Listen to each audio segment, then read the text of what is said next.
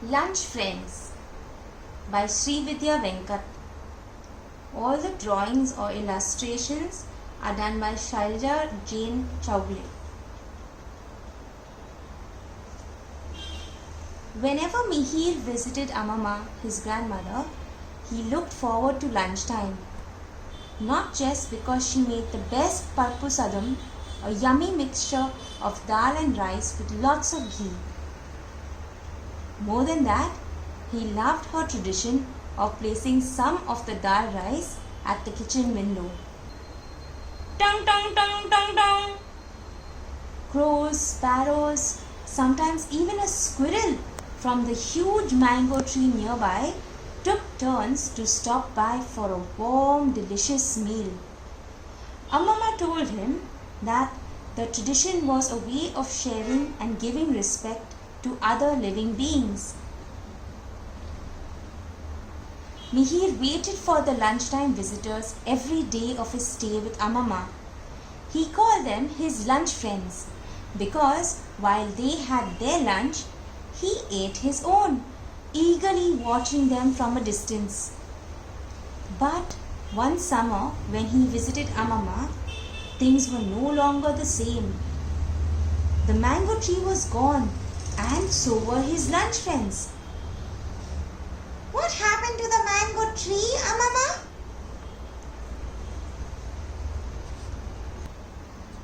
I suppose more land was needed to make the new buildings nearby, Said Amama. Several trees, including the mango tree, were chopped down. But that's not fair, cried Mihir. Now my lunch friends are without a home. I also wish they hadn't cut down the mango tree, Said Amama.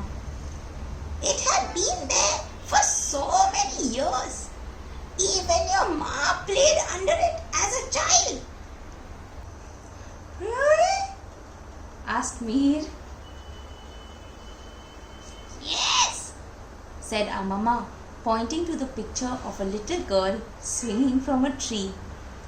Mihir couldn't believe that Ma had ever been that small. let's have lunch. Said Amama.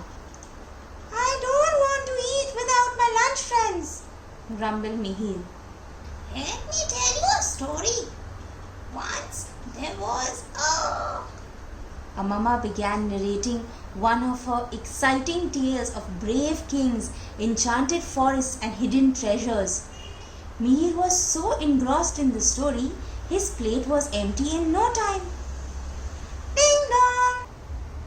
Muthu the fruit seller greeted Mihir with a smile. How are you, little sir? I'm not fine, said Mihir, remembering his lunch friends. Muthu looked at him in surprise. Amama explained why Mihir was upset. The mango tree. I often rested in its cool shade. I miss it too, said Muthu. Don't worry, little sir. You are small, but you can do big things. With that, he handed Mihir a golden yellow mango. Later that afternoon, the aroma of something fruity filled the air. Amama was slicing the mango given by Muthu. She carefully separated the core from the pulp. Is that a seed, Amama? That's the pit. The seed is inside it. Mihir had an idea. An hour later, he stood in the garden, looking fondly at the patch of soil where he had planted the mango seed. Amama, how long will it take for the seed to grow into a mango tree?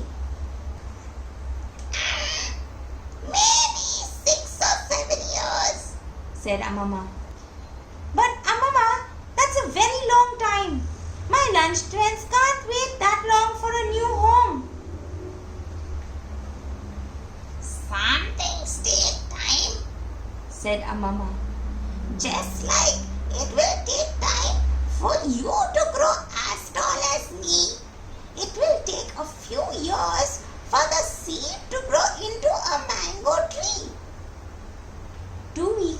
later, Mihir was delighted when a sapling emerged. But it was time for him to return home. Amama promised to look after the sapling.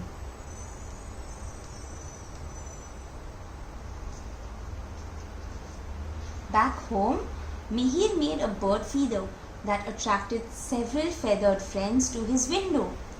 Occasionally, he even kept dal rice for them.